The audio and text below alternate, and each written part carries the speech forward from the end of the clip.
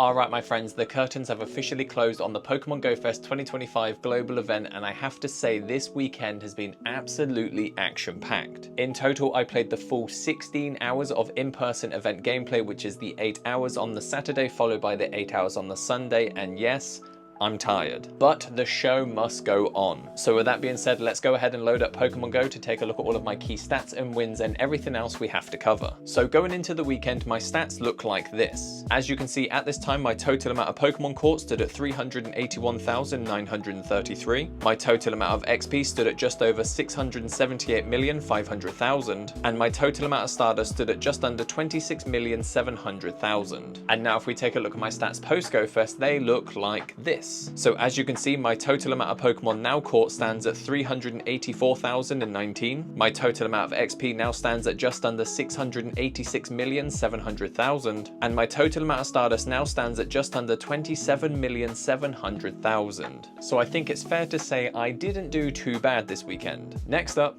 shiny Pokemon. So all in, over the weekend, I managed to catch a grand total of 44 shiny Pokemon. Now I know what you're thinking, Mark, you just said 44, but we're seeing 45. Well, the shiny Toxel, I literally just hatched this, so it doesn't count on this occasion. But just for this moment, as it is an awesome looking shiny and pretty rare at the moment, the IVs on this are a 13, 15, 14, and that such an awesome looking shiny. Anyway, back to the Go Fest shinies. So instead of going through all of these one by one, I'm just going to skim through and pick out some of my favorites, but be sure to let me know what your favorite or favorites are in the comments below. So if we go to the very beginning, we kick-started my shiny haul with a Pokedex entry shiny Torkoal. Win. If we then go ahead and look through, the next Pokemon that stands out is another Pokedex entry shiny Skiddo. Win. If we go ahead and keep going through, you can see that we got ourselves the shiny Zamazenta with the catch card. It doesn't have the best IVs, but I plan to use this as a like-for-like lucky trade in the future to hopefully re-roll those IVs. If we go ahead and look through, the next shiny that stands out is this shiny Dapper Pikachu with the red accents on the top hat, and my goodness, look at the IVs. So close to being a Shundo, it's unreal. If we go ahead and go through, you can see that I have another shiny Zamazenta, I have a couple of shiny Zacians. These don't have the catch card background. I did get another shiny Dapper Pikachu, but this time it has the blue accent on the top hat. The IVs aren't the best, but still another win. And finally, when we get to the top, you can see that I have two shiny lucky Zamazentas and Zacians. The Zamazenta doesn't have the catch card, and the IVs on this are 13, 14, 14.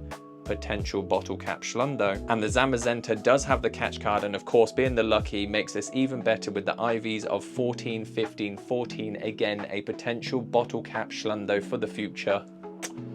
Perfection. Now we did go and get ourselves a couple of 100% IV Pokemon. The first one was this 100% Skiddo from a 5km egg hatch. The next was a Dapper Pikachu with the red accents on the top hat, and this was from a stacked field research task. And again, from a stacked field research task, we got ourselves a 100% Bergmite. So all in all, we got ourselves 44 shinies, 3 hundos and no shundos, but I'd say that is a pretty solid event. Now I know you're probably wondering, Mark, how did you get on with Zacian and Zamazenta?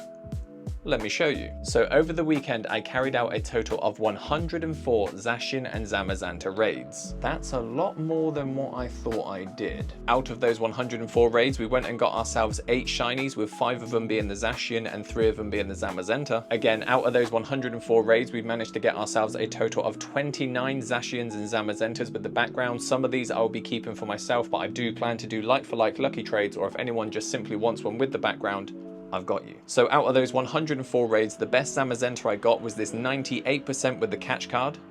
Win. And out of those 104 raids, the best Zacian I got was this 98% without the catch card, but again, to have a 98% Zacian and Zamazenta are just wins. And you already know that in the future, both the Zacian and the Zamazenta will be maxed out and changed into their crown forms, because going forward, they are going to be such meta-relevant Pokemon. So if you have the opportunity to do a like-for-like lucky trade for these, be sure to do them, because the crown forms are beasts. And that right there sums up my experience of playing the Pokemon GO Fest 2025 global event. Be sure to let me know what you think is my standout win from the event, and as always, stay awesome my friends, and I'll see you in the next one.